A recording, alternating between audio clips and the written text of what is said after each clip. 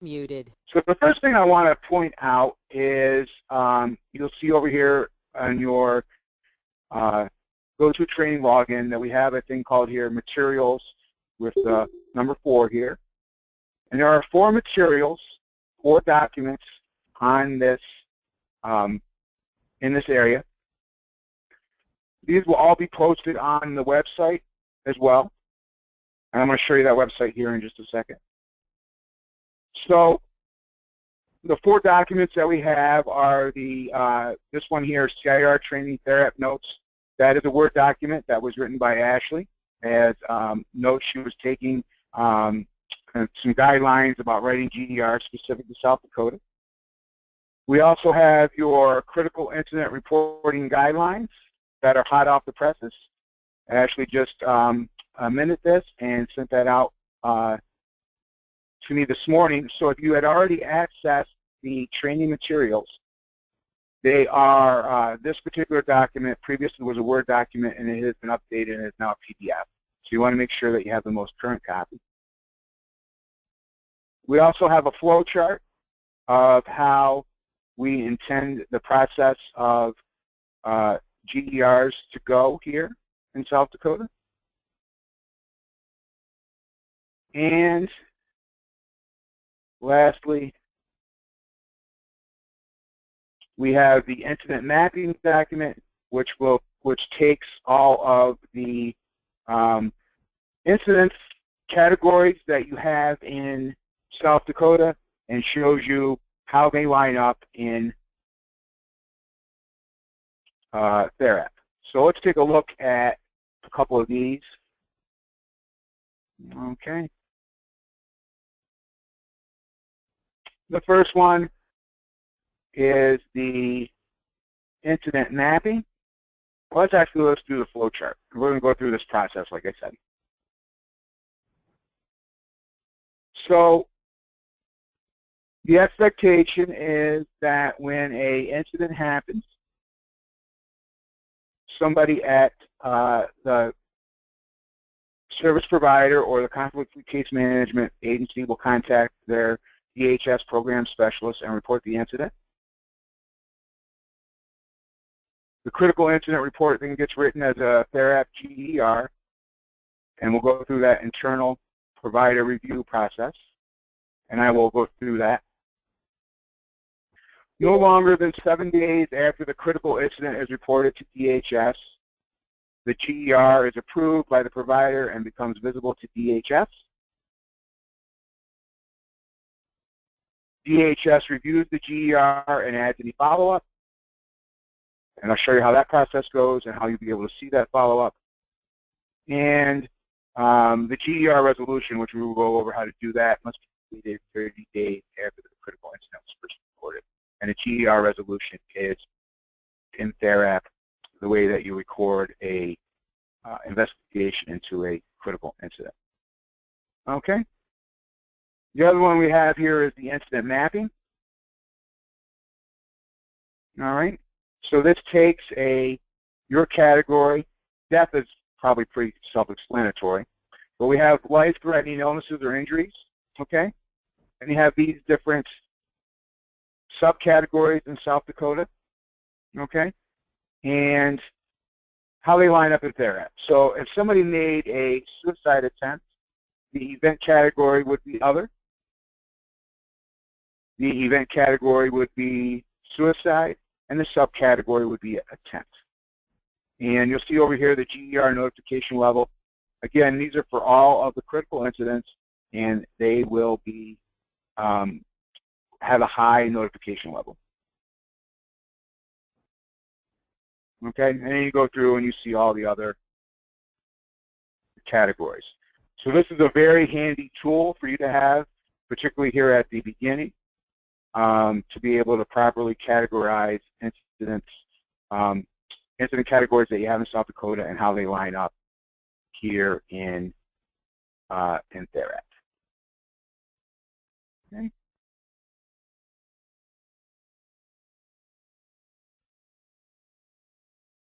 And then we have the reporting guidelines, again, outlines many of what we already talked about the critical incident. And again, those definitions that are on that mapping document. Okay.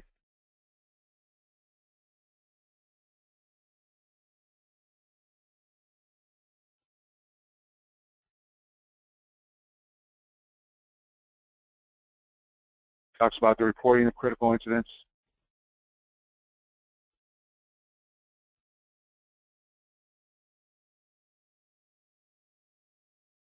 Critical incident involving 2 or more participants requires a separate incident report for each participant involved.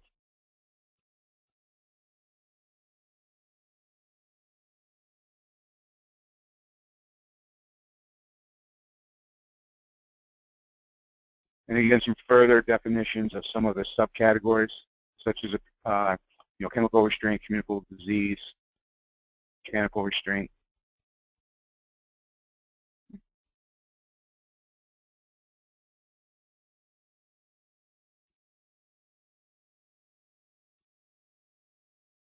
Before we move on, I am going to unmute everybody. Are there any questions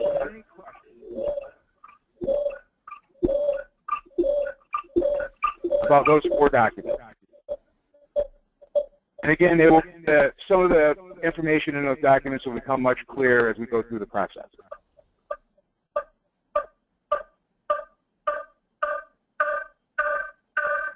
Okay.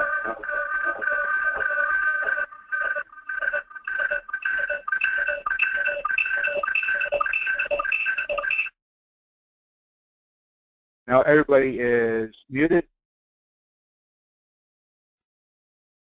Betty, I see you have your hand raised. Do you want to type a question into the chat?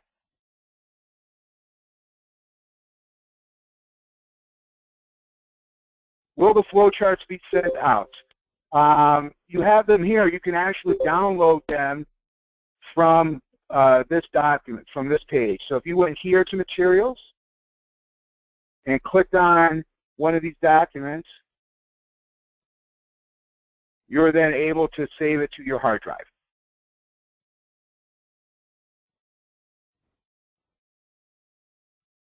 It will also be posted later on. I want to show you here in on our website, the www.therapservices.net. Every state has their own page. Because we have a contract here in South Dakota, it's under this category of state contracts, N2W. And there's a great state of South Dakota. So you click on that page. Okay. And we talk a little bit about the critical incident reporting. Okay.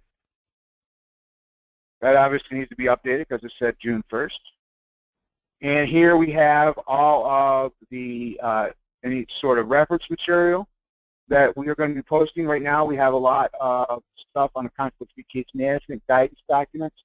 We have samples of the ISP plan, personal focus worksheet, and the ISP agenda done by Julie Hand at DHS. And we're going to have a separate category here for critical incidents, and those 4 documents will be posted there as well. We also have some quick guides over here for the case management stuff. Okay. They need to be updated, but we have the current ones here. Any webinars that we'll be hosting, such as this one, we'll have links to be able to register to those. All right, and like I said, probably over the weekend, we'll choose one of these GER and GER resolution trainings to recordings to go up on the website. Okay.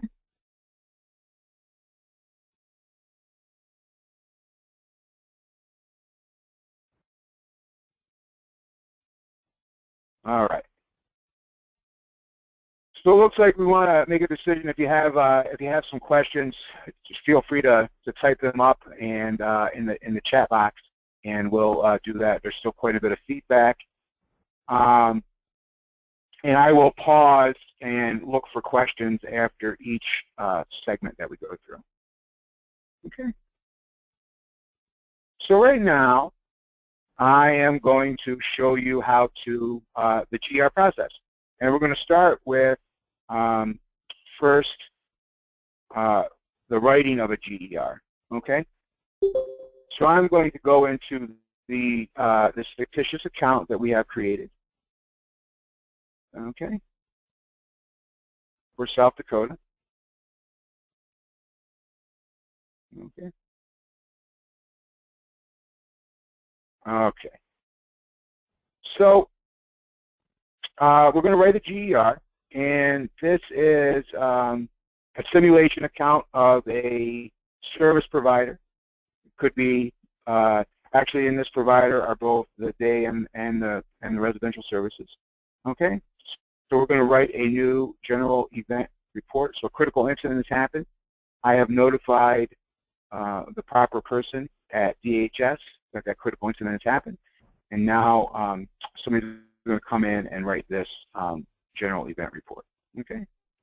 So we start off here. Again, we're on the individual tab. We go to general event reports and we click on new. Okay. This person is enrolled in two programs, the residential program and the day program. All right. And we are going to say that it happened at his residential program.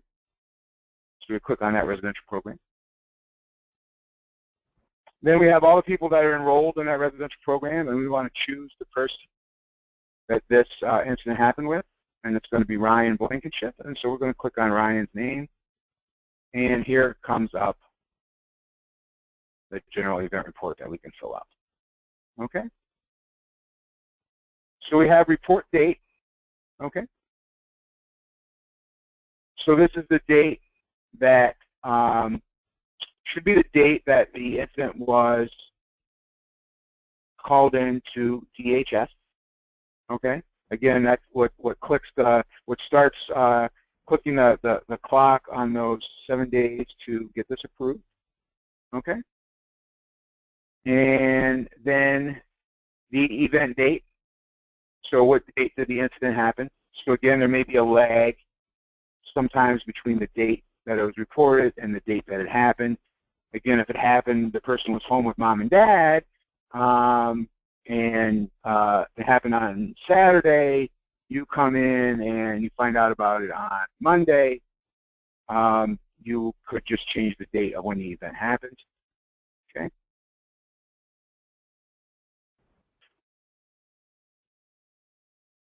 You choose here, if not at responsible program, so if they weren't at the Coyote residence when this incident happened, you could choose one of these drop-down categories. If you choose other, you have to write over here what other is, okay? But we are writing this from the perspective that it happened at Ryan's residential program, okay? Then we describe what happened before the event, okay? So I'm writing a GER, a critical incident, that Ryan has attempted suicide, okay? And so I want to describe what happened before the event, okay? So I want to say that Ryan got a text from his girlfriend that she no longer wanted to see him.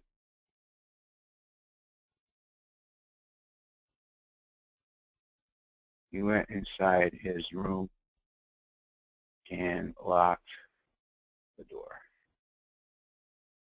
Okay? Because it happened at his program, I want to say the location address is the same as its program address. Okay? So this auto-populates from the programs that you previously created. Okay? And again, if it didn't happen, so if it happened somewhere else,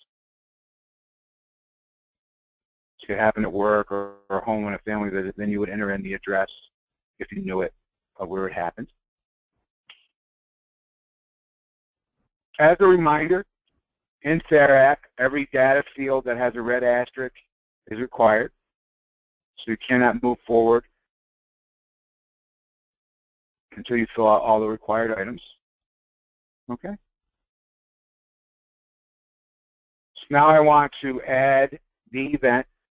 And again, this is a perfect time to consult with this form about incident mapping. Okay? So I said we had a suicide attempt. Okay? So now I know the GER event I want to click on is other. I want to choose suicide as the event category, and I want to choose attempt as a subcategory. All right. Close this. Okay. So now I go to add the event. I click other. Then I'm able to click that event type, suicide. Event subtype, attempt.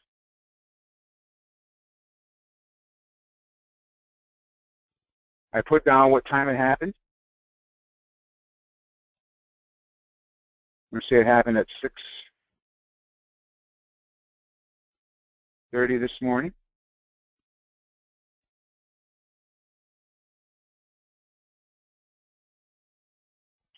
It was discovered. I did not actually see Ryan attempt suicide. If I had, I would click observed. But Ryan came out of his room and disclosed to me that he had attempted suicide. And again, the specific location, okay, I'm going to say that it's happened in Ryan's bedroom. If where it happened is not on this list, you choose other. And again, if you choose other, you have to write something over here. And I'm going to say that it happened in the bedroom. Okay?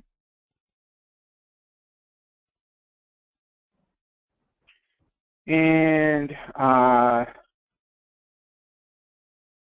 going to say for the event summary that Ryan took a CD that his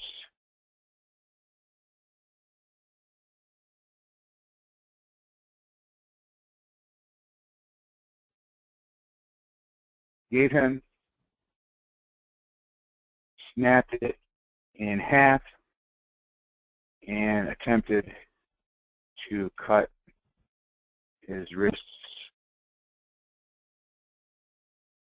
with one half of the CD. Okay? This part here for witnesses, that will not be enabled in South Dakota. And we're going to click Add here. And there you have it. So you've added this information about the incident.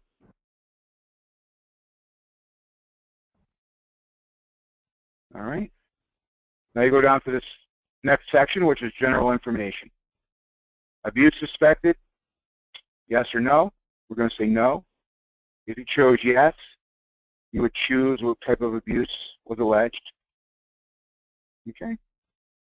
And again, as always, if you choose other, you have to write in something. Was neglect suspected, yes or no? We're going to say no. But if I chose yes, I would choose one of these categories of neglect. And finally, the same with exploitation. If I click yes, what type of exploitation was it? Notification level. Because it is a critical incident, it is high.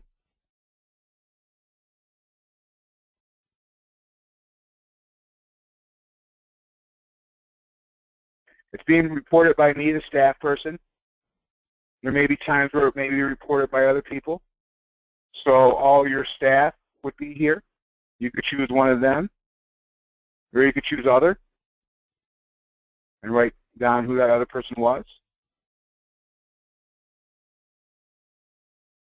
And then what is their relationship to the individual? Was it the individual themselves? Was it a family member? Or was it staff?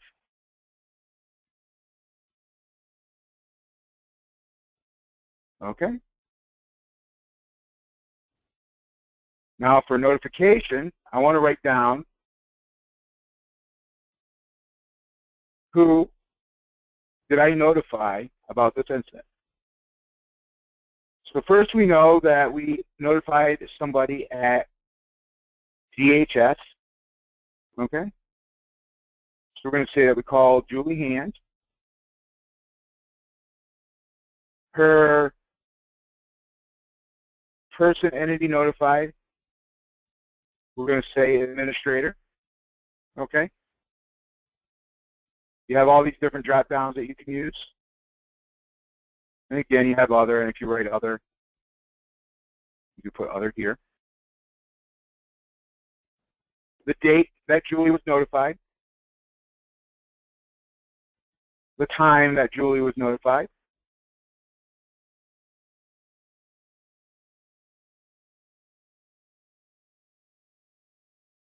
And the method of notification. How did I let Julie know this happened? Again, you have drop downs here.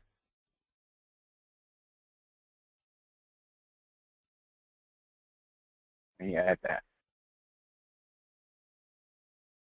Okay. I also want to say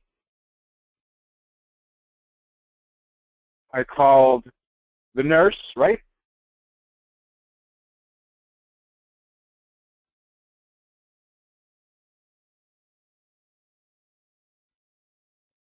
And I put her title,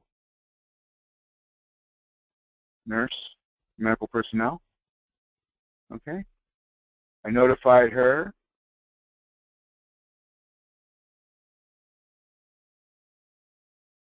At 6:35.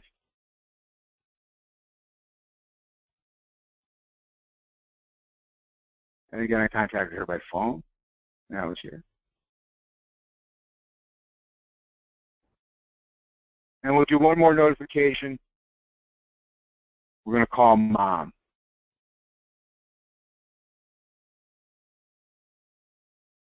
Okay.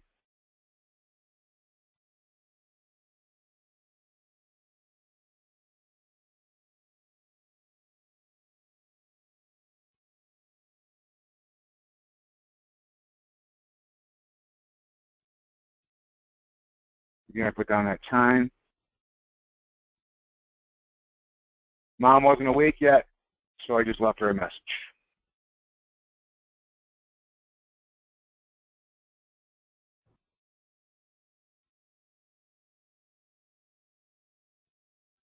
Okay. Corrective actions taken. So what did I do as a staff person to immediately protect Ryan? Okay. All right. So I removed all of Ryan's CDs from his room. I called the nurse on call for direction and treated Ryan's wounds with first aid as directed by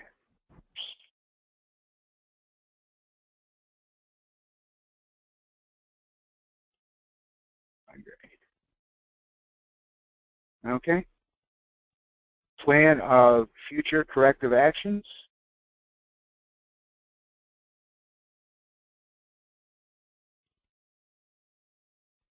All sharp items should be locked away so that Ryan cannot access them.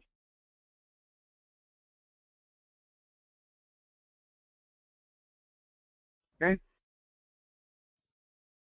And again, the expectation would be that the person writing this would go through and make sure it is correct. Okay.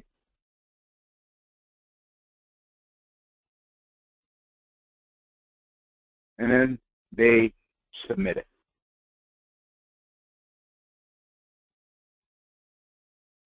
Okay? I'll take questions here.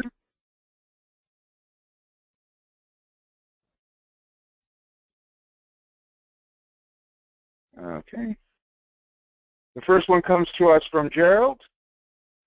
Did you say the report date would be the date reported to Triple D? That is my understanding. Ashley, correct me if I'm wrong, but I believe that's what we agreed to. We also have a question from Jamie. So the agency reporting the CIR, are they going to have staff updating who was notified, or is it whoever is writing the CIR report writing a new report separate from, say it was a DSP who this incident occurred with? I'm going to show you here in a minute through that review process how things can be updated. I think for a lot of you, who enters the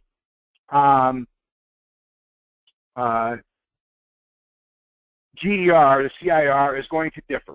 Okay, so if you are an agency that currently uses Therap, you may already, and many of you do, and many of you, all of you, use the GER module. You're going to stick with the same process that you already have for that GER. Okay.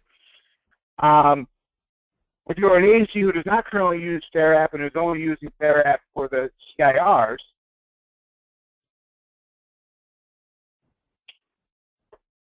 you will,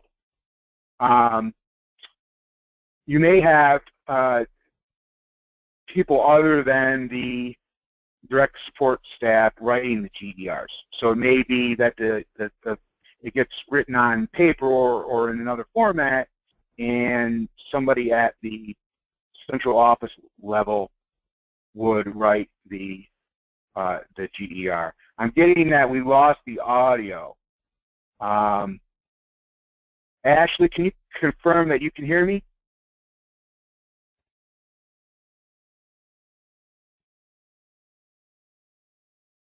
Okay.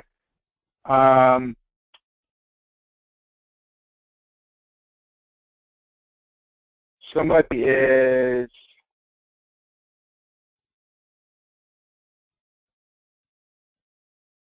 saying they can't hear me.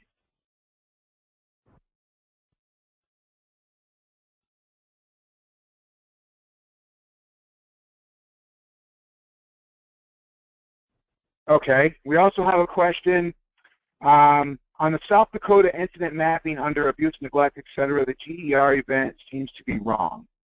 Wouldn't it be other on what the incident was, and then the selective use type is under the general information? Yes. So you're going to have, you're still going to add an event type. So let's say, for example, somebody was injured, and let's say they were injured. They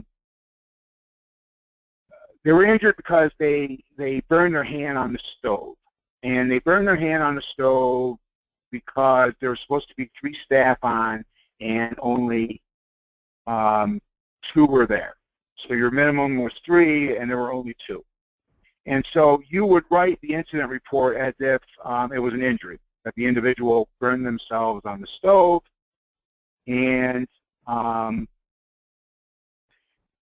it was neglect was suspected because you were below staffing minimums. So you would write the GER as if it were an injury, and then at the bottom under general information you would tag it as being neglect.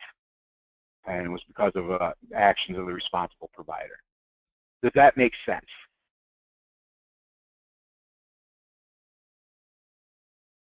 Arlette had that question. There's another question, is the event mapping available on the website at this time? It is not. It needs to be cleaned up a little bit. There's some extra columns. So I'm just waiting for that to get cleaned up, and it will be. It should be up there later today. Okay.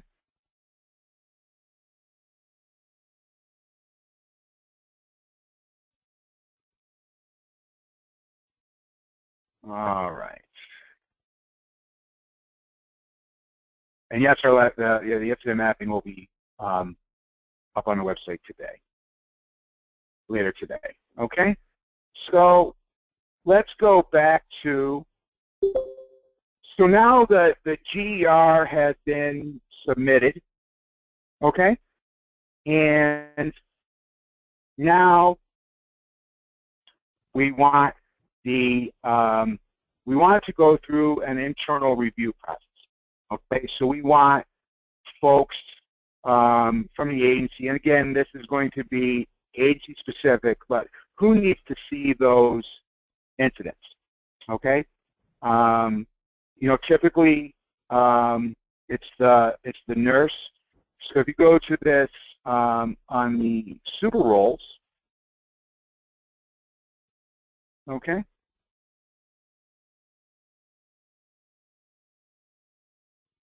The super roll category GER review, okay, so you would click that for them, and they will then get a prompt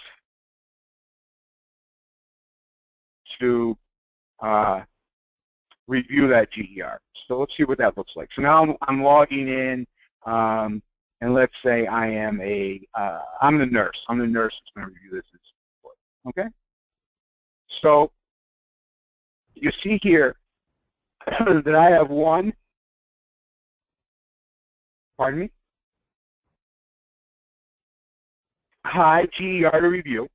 So I want to click this one, and we see this one for Ryan. I want to click on that. Okay? And now I'm able to read through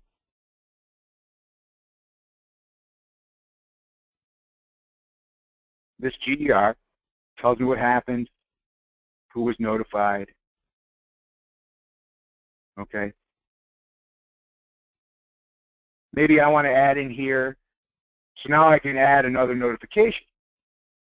Okay? And so I want to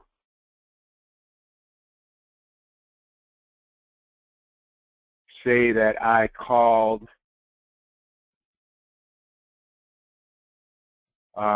Ryan's psychologist. I'm the nurse. I'm filling this out, and once I saw this, and again, you could put a title here if you wanted, or you could click Other and write psychologist. Okay. The date that he was notified and the time. Okay.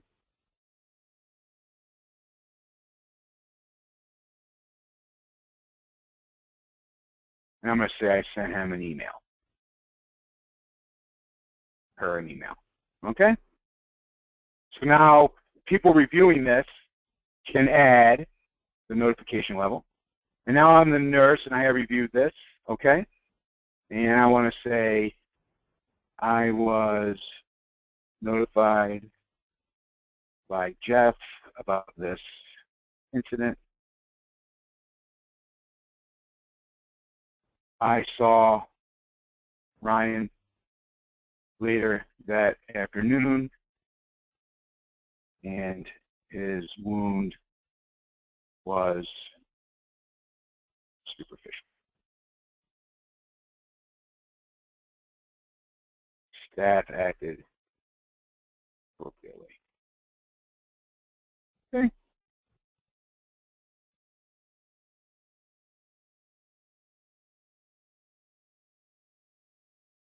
You also see that you have this room for an attachment. So let's say I wanted to take a picture of Ryan's wounds. I could do that. Okay, and add that here. Okay.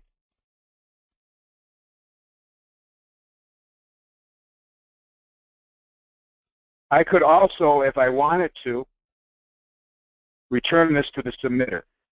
Say that this incident report was missing information I needed. I could return it to the submitter and ask them in this comment section here to provide further information.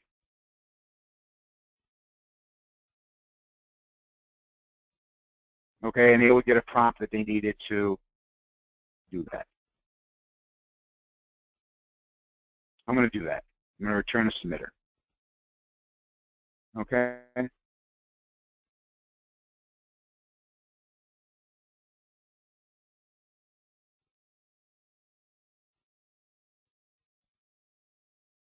All right.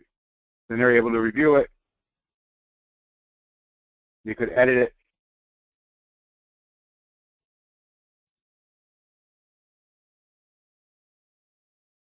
Okay, now as the nurse, again, I want to say that I have reviewed this.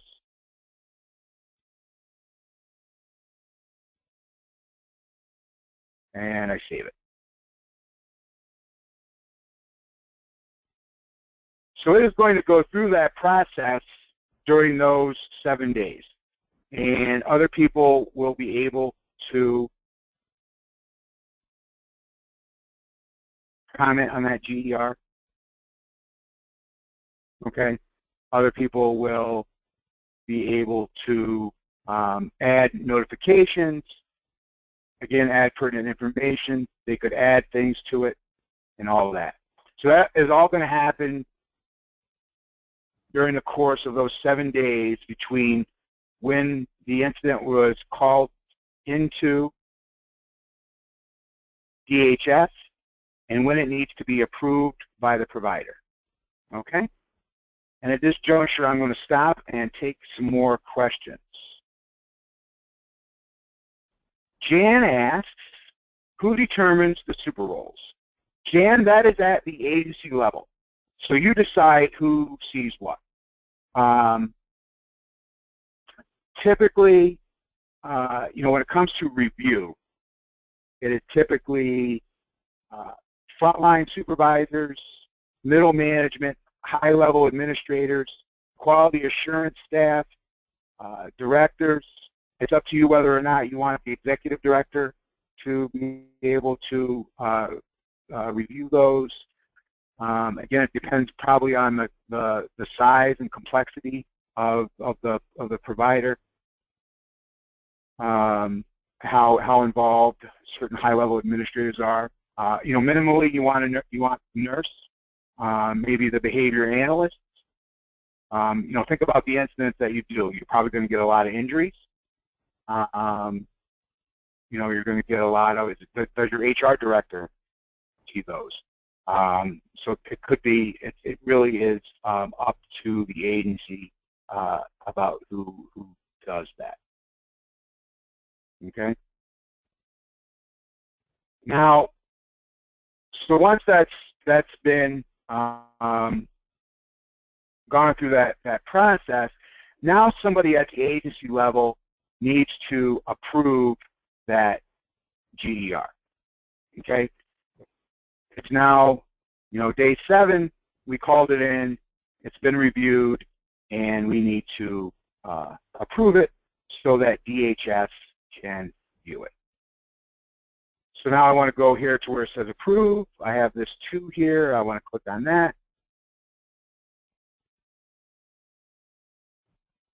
And again,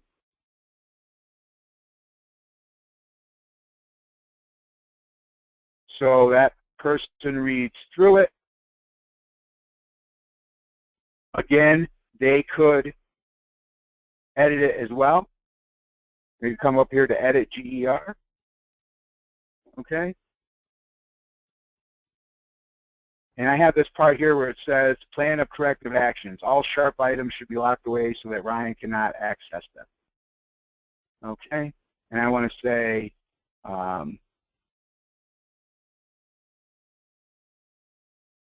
this was not approved by the Human Rights Committee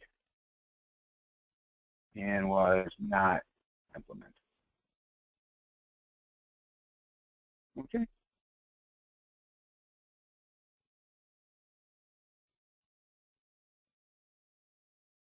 Again, I can say that I have reviewed this report.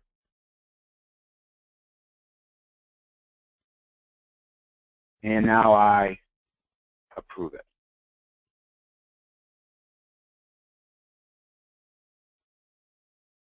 Who approves GERs? That, again, is an agency decision. Again, from my personal experience, it's always been the quality assurance folks that do that. Okay? And now they are able to do that.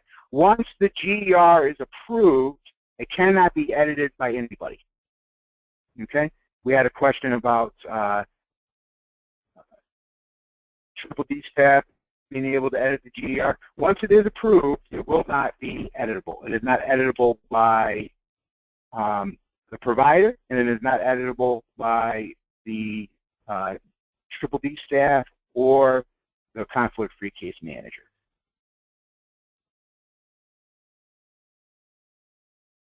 Abuse, neglect, and exploitation fall under a different category. So if you have an allegation of abuse, neglect, or exploitation, you can limit who sees those. It is an individual-based permission. So if I come over here to my user list, okay, and let's go to Ashley here, okay, and I go to update and go to privilege. So Ashley has super roles, and the super roles allow her to do everything else, all the other stuff with the GER. But in order to be able to see abuse, neglect, and exploitation, this box has to be checked. Okay, so abuse, neglect, and exploitation can only be seen by people who have this box checked. Okay? And so if you have abuse, neglect, and exploitation in a residential program, you may not want the frontline or middle management supervisors seeing that GER because they are part of the investigation process. And seeing details of that GER may impede upon the investigation. So again, this is usually mid to high level administrators, your quality assurance staff, nurses you have some discernment with. A nurse may be involved in abuse, neglect, exploitation. But then again, if there's some sort of injury or some sort of assessment that needs to be done by the nurse, you want them to be able to see it. Okay? And once you enable that for people, then you just come down here and hit save.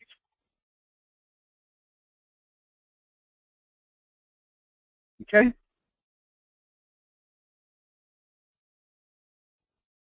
Any further questions on the review and approval process of critical incidents?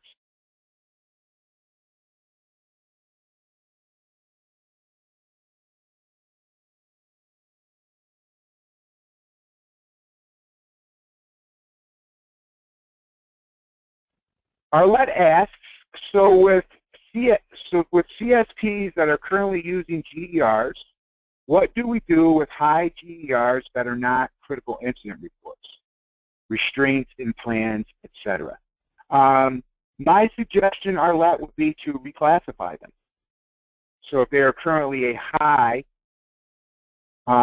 you may want to consider having them to be a medium, so that the folks at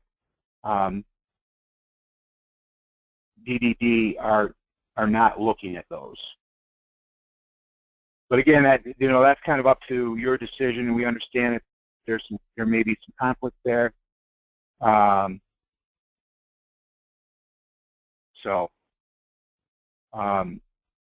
Providers may have to reclassify their notification levels based on the fact that only CIRs should be marked as high.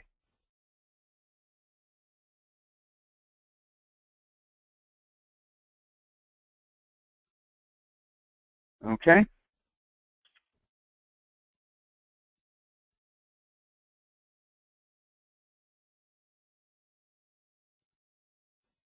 As it is being reviewed and approved, how will you be able to tell who wrote what comments? Shouldn't comments be in the comments section? Nope. So if we go back to this GER,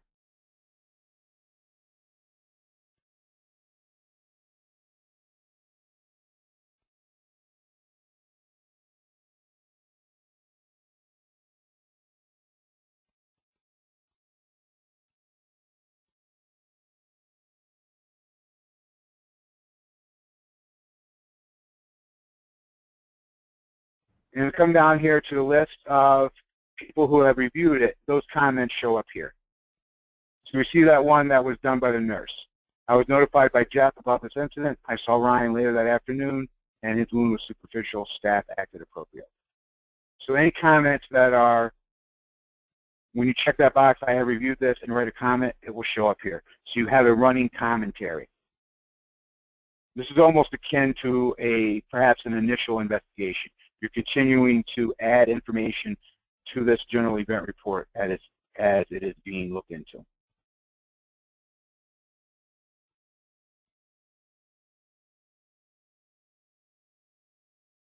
Okay.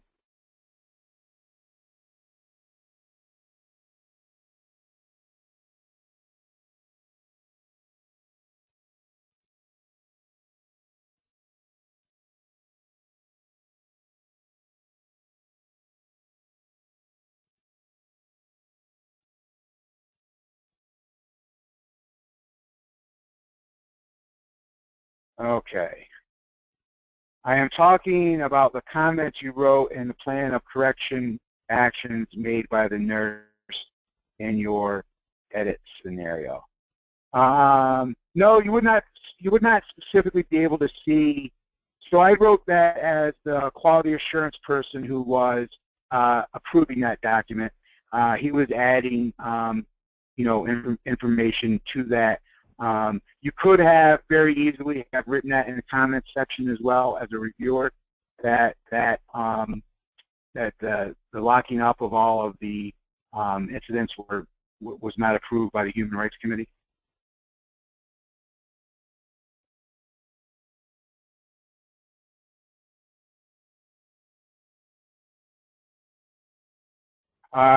We have a question. We've had a couple. Jeff, doesn't Therap require all restrained GERs to be classified as high? Yes, they do. Yep. So we do have. There are going to be a few perhaps conflicts where we may require a GER to be written as a high, and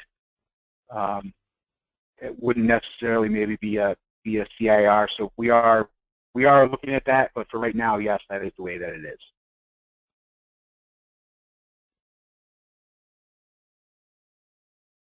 Okay. So now I want to log in and show you what the folks at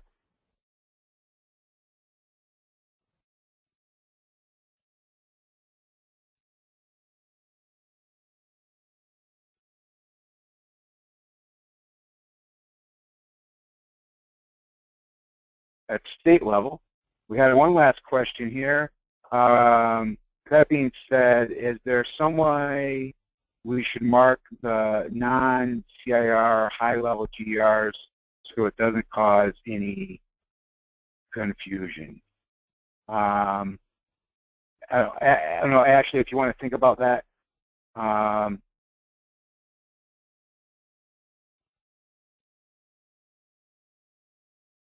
So that's not a question. That's a policy question. It's not something I can answer.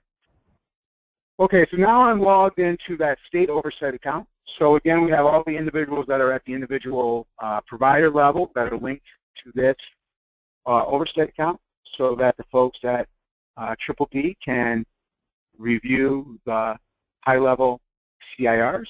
So we see here that I have follow-up to be done. So if I click on this 4 here, And there's that incident that we're working on. Okay. And at the state level, I'm reading through this.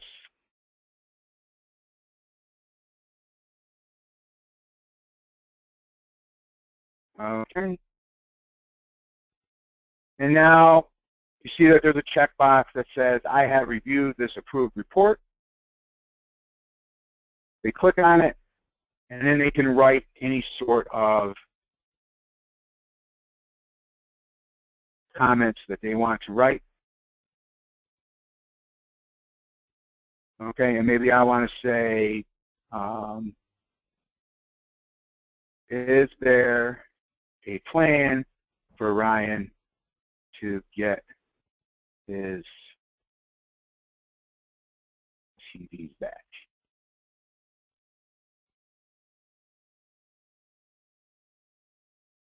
All right.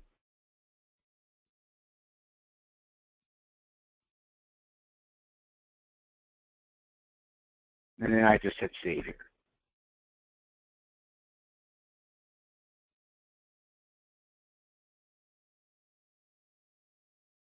All right. Now I want to show you what it looks like from a conflict-free case management perspective.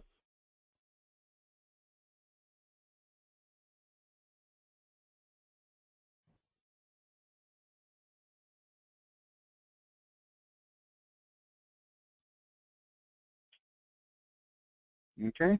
So now I'm in here as a case manager. I am currently in my case management account, and now I want to look at a provider. So I switch to my case management profile. Okay. And we see that we have some GERs here that require follow-up from me. I click on hi here.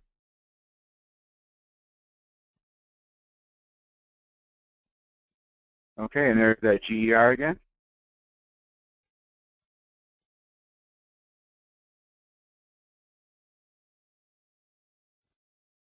And I click on that. All right, and maybe I can write a comment.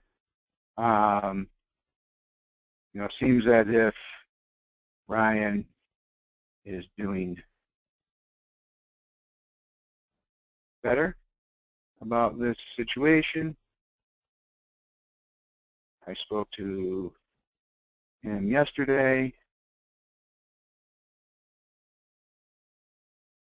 and he feels supported by his staff. All right. Then I hit save,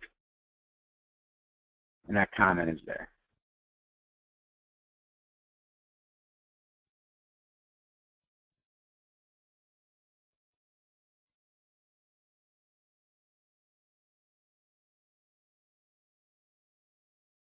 And you'll see that there's a running commentary.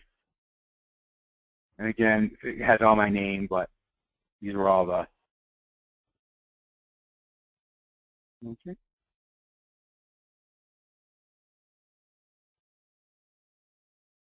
So the question has been asked, how will the CSP know that the folks from the state or the conflict-free case manager has reviewed that approved GER? Okay?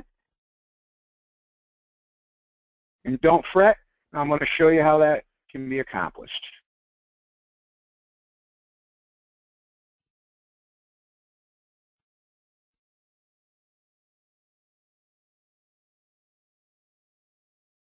So again, you see that I now have some SCOMs, and if I open up this SCOM,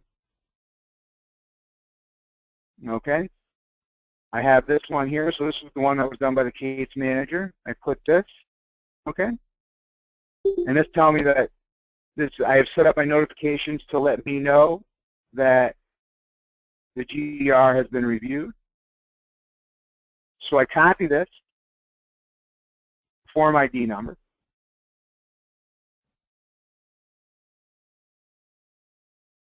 I go into GER search. I put in that form ID number. hit search, and now I can see the comments written by the conflict-free case manager and the person at DHS.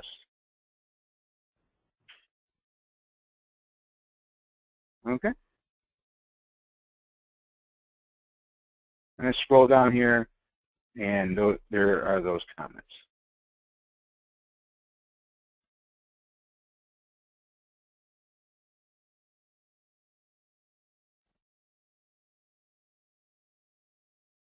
To set up notifications, first thing you want to do is make sure that you're enabled to receive notifications. So if I come down here to settings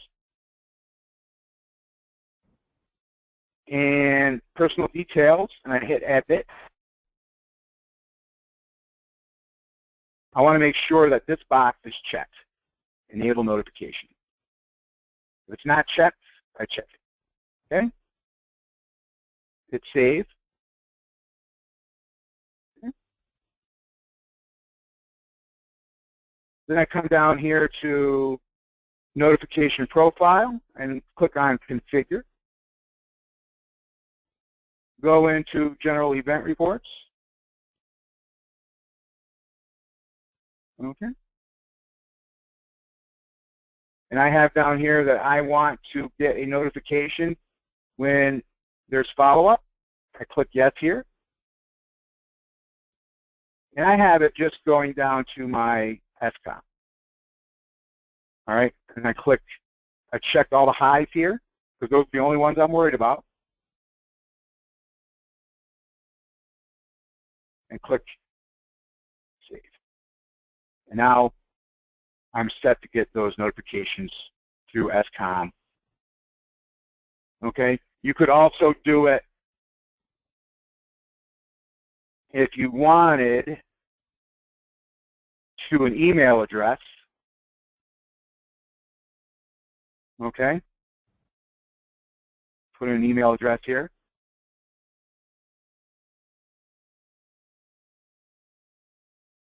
Okay, I could do that as well. And then come back here to my profile.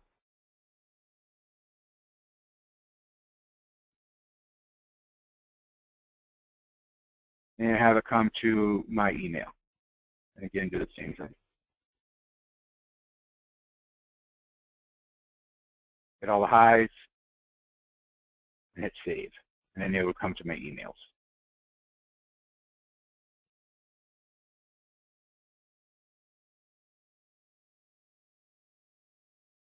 And again, when you get an email that's going outside the system, you would not see the individual's name there. All you would get would be this.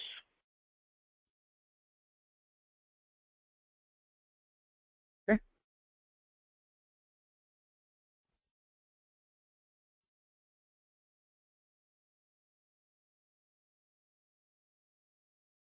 Okay, so now the incident has happened. Well, hold on a second here. I think we have a question.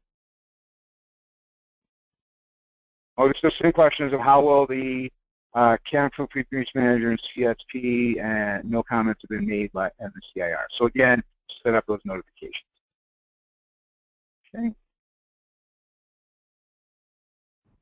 So now the incident has been approved. It has been reviewed by the folks at DHS. It has been reviewed by the conflict-free case manager, and the investigation has been done. So the folks at the agency who have looked into this incident now need to go in and write their investigation. And you do that through GER resolution. Again, the time frames for this are that the DHS would expect that the resolution would be done 30 days after the initial report phone notification of a critical incident. Okay? So to write a GER, the best thing to do is to come in here and do unaddressed GERs. I'm going to click on that. Again, here's that one that we wrote. and I hit next, and the resolution pops up. There's a hyperlink to the actual incident. I could click on that and read through the incident again to refresh my memory. I go back to it at any time and look and see if there were any details I needed to see. Okay.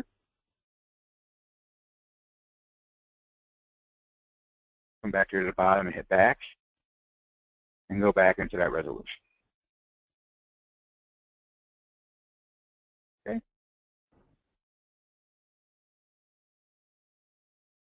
So I come down here and I put the date opened.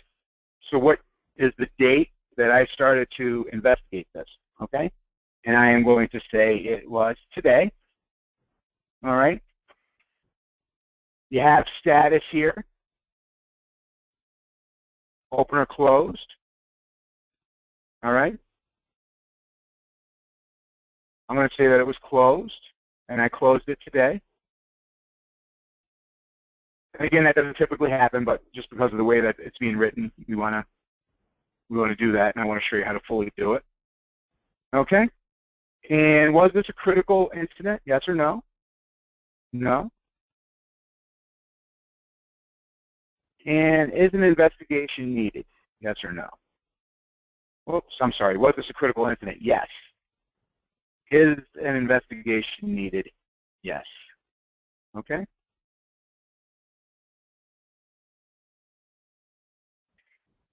If this were an allegation of abuse, I could choose one of these categories: abuse, neglect, or exploitation, and then the findings.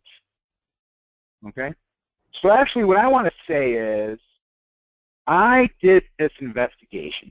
I looked into this incident, and I found out that Jeff was working at the house by himself, and there was supposed to be another staff person there. So the staffing pattern for my program indicated that there were 2 staff on at 6 o'clock in the morning. All right? And so I am going to say that it was neglect by the responsible provider. And the findings, okay? So again, if it wasn't abuse, neglect, or exploitation, I wouldn't fill out any of this. I would just leave this blank. But I've looked at it and decided that it was neglect. Okay? And again, if you check one of these, then what were the findings? Was it abuse? Was it neglect? Was it exploitation? Is it inconclusive? Or is it unsubstantiated? Okay? So I'm going to hit abuse here, or neglect. Okay?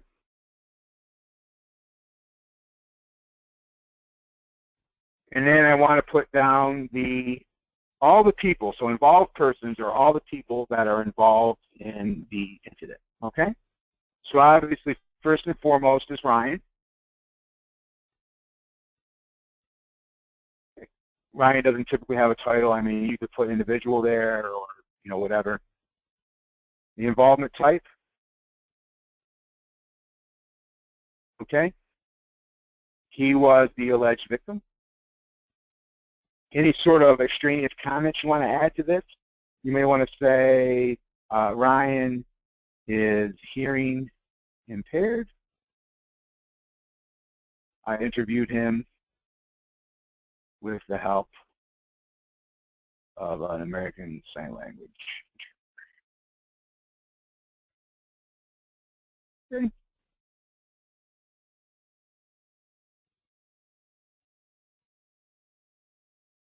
Then the other person involved was Jeff Covington.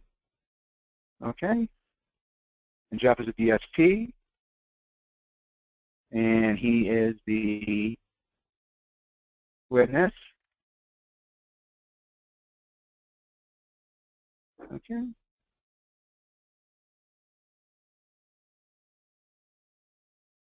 Then we have that staff person who was supposed to be there. All right. Johnny Badgie. Okay. He is also a DSP. And he is the alleged perpetrator. And I add him. We want to write a comment.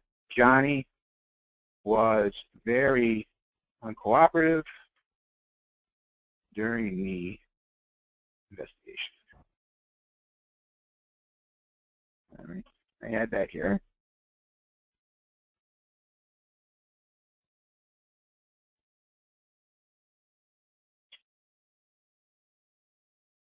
And then, any other people that were involved in the incident. Okay.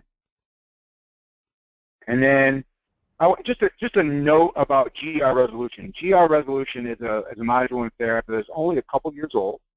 It was something that many of our customers requested, with the thought that, we do all of our GER stuff in here.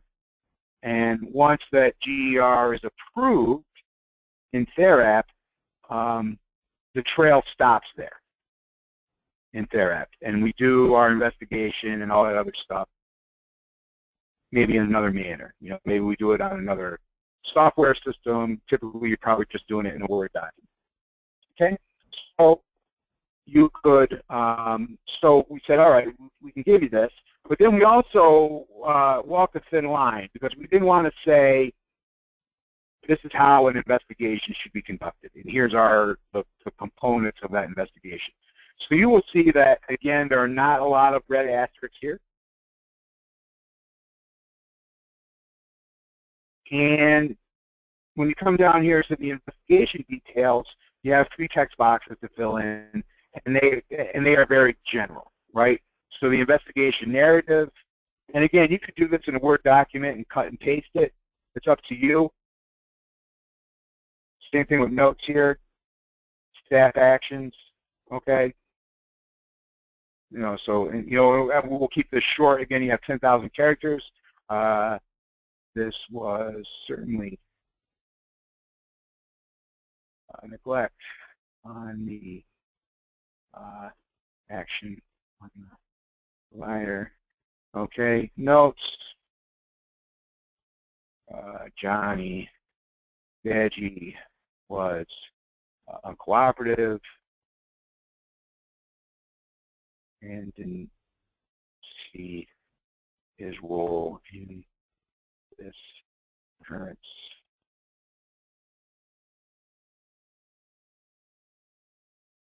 All right. And staff actions. Johnny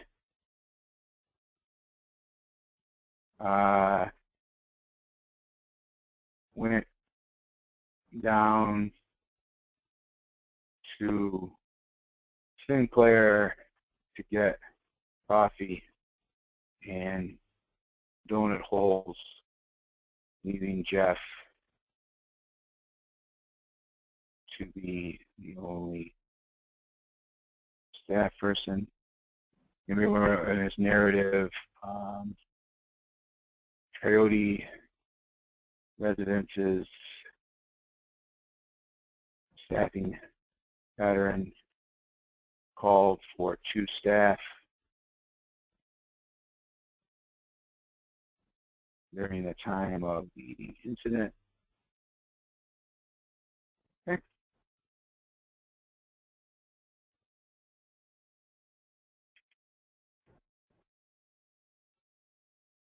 All right. So you put that in. Again, if you wanted, you could attach a Word document. If there were pictures, so if it was an injury, an abuse allegation, and there were injuries, you want to put the picture up there, you could. If it was a car accident and you wanted to put a picture of the car, you could certainly do that. If the alleged perpetrator did a handwritten, confession, I guess, you could scan that and add it. So any sort of, kind of that supporting documents that you had, you could do that. Now it comes to recommendations.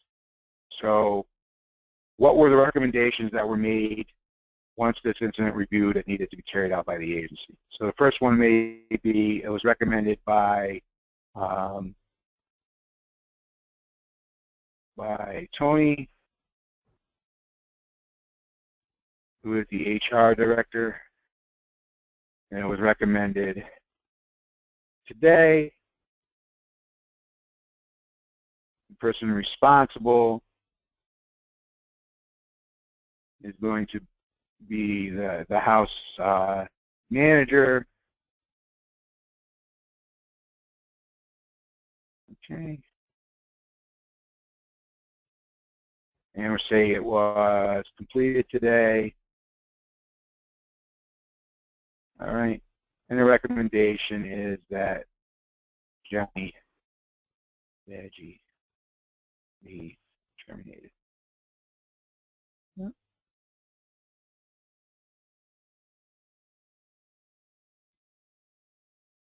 And I add that. And then once it was done, I would hit mark as completed.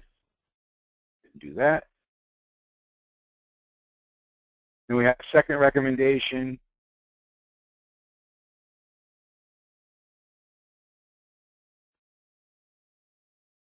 Okay. By our CEO. He recommended it today. The person responsible, again, we'll give this to Yolanda.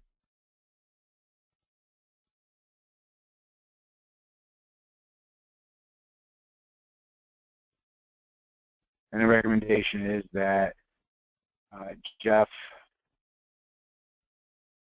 be placed on probation and retrained on proper incident reporting policy and procedures.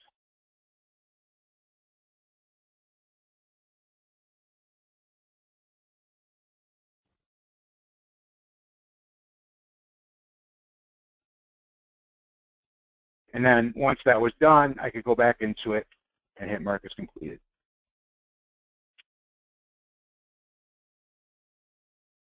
And then you can write any other comments here that you want.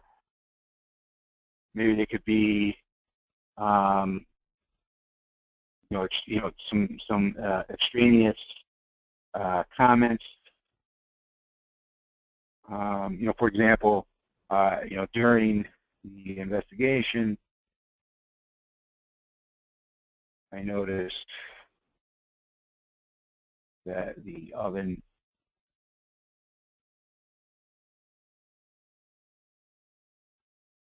was very dirty.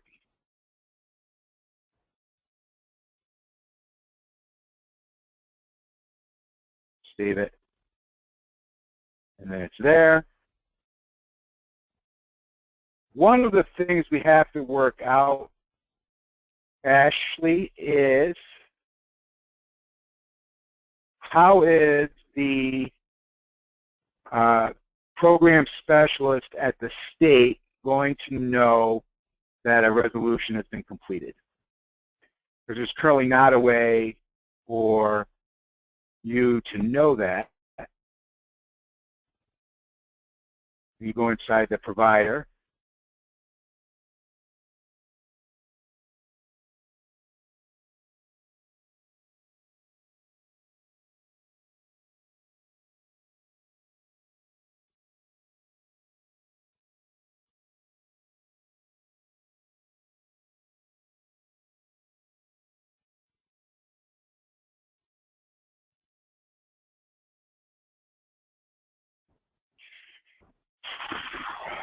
I did something wrong because this worked yesterday.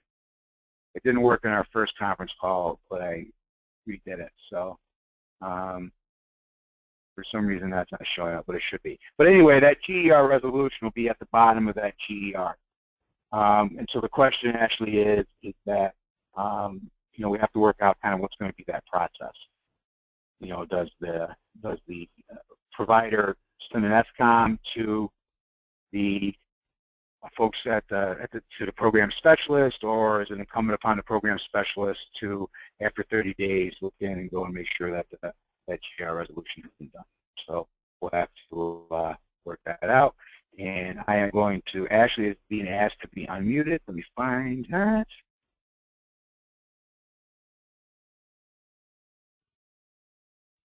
Okay, Ashley.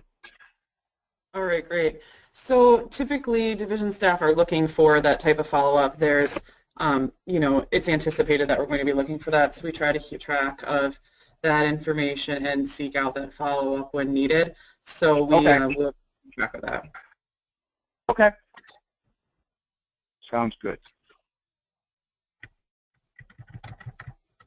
Okay. I had to step out for a minute of time. Were there other questions still about the GERs for highly restrictive measures, the restraints, or was that resolved? So I see quite a bit of conversation. Yeah. So what we're talking about here is that, so if we were to do a GER here,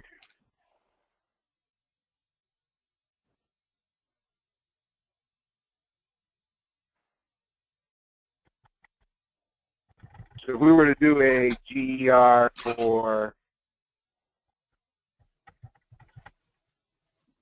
certain things, so if I went down here and I did GER, and I did new here, and I did one for Ryan, and I clicked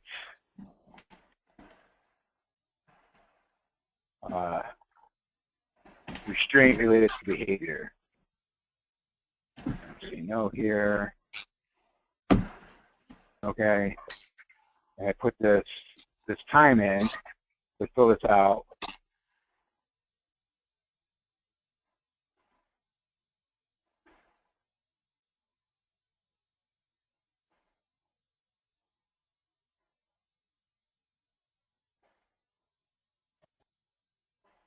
Approved. Injury recorded, no. Monitoring at least every 30 minutes, yes. Exercise at least 10 minutes every hour, no. And I choose what restraints were used. Who did it? Okay.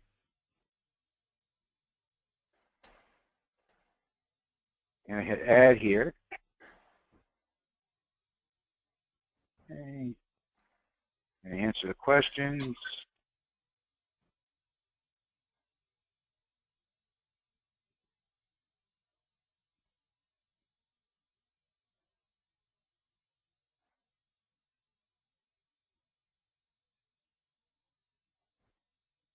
You see, I put it as a medium and it went through.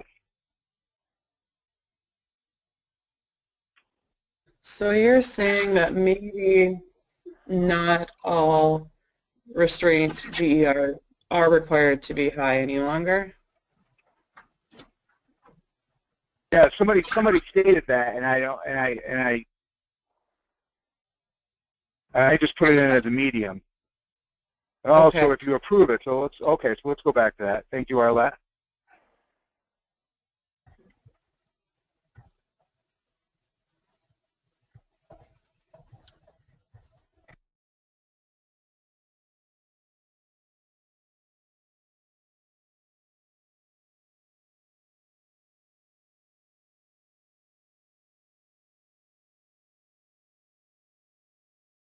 And it was approved.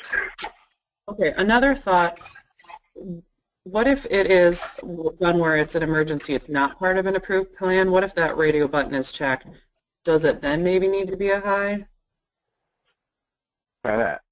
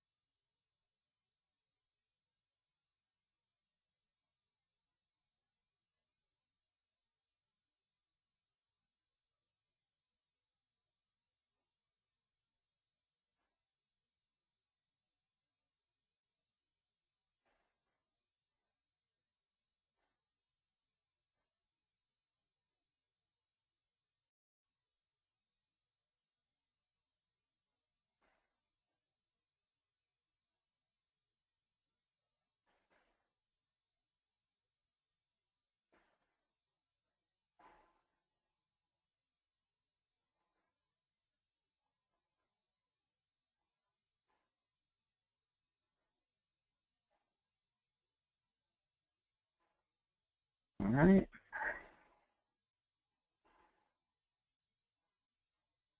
So that works.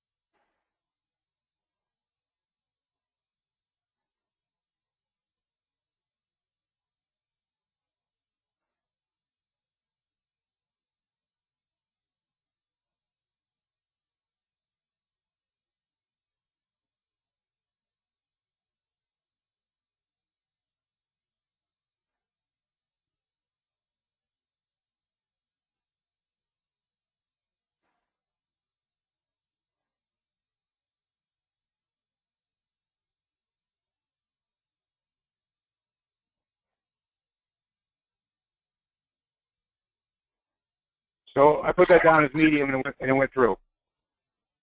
Okay, so then we would like to change the guidelines once again to not require all mechanical, physical, chemical restraints, only those, once again, not approved as part of a plan or those that are done incorrectly to be part of the guideline. So we will revise those again, and I'm really glad we found this out. And Arlette, I don't know how many little twist cone ice cream store dollars I owe you for this, but that's pretty awesome. So thank you. Yeah, and because it was like it was the same. And they had said there were some other ones that people thought were like suicide, for example. Because I remember very clearly we hired a new QA director, and somebody chose suicide, and he thought that they had actually committed suicide, and the notification level was low. And so he found that quite ironic that somebody would commit suicide and it was listed as a low notification. That was kind of self-serving, but he that ended up not to be true. All right.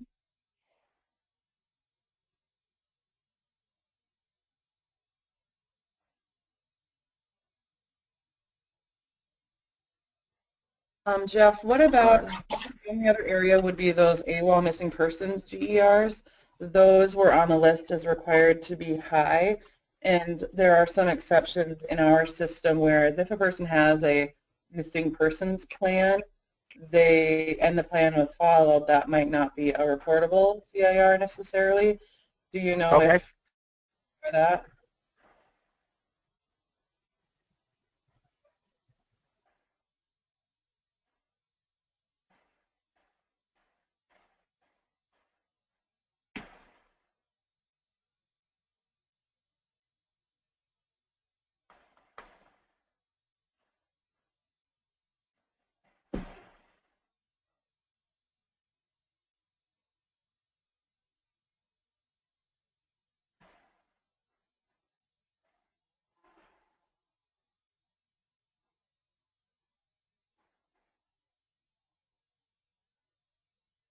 Oh, that was true.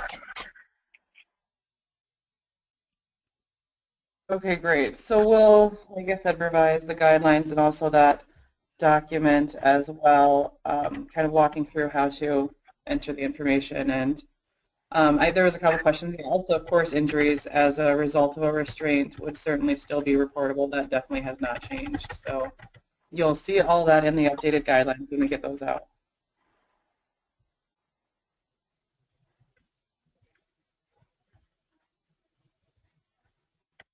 Okay. Any other questions?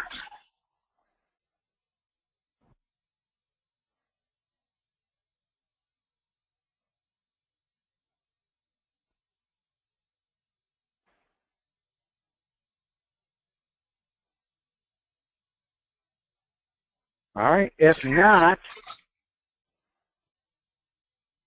you get an extra 28 minutes. All right. Great. Thank you so much for walking through those. I appreciate it. Thanks, everybody. Thank you so much. And if anyone has questions, just send them our way. We'll get them answered.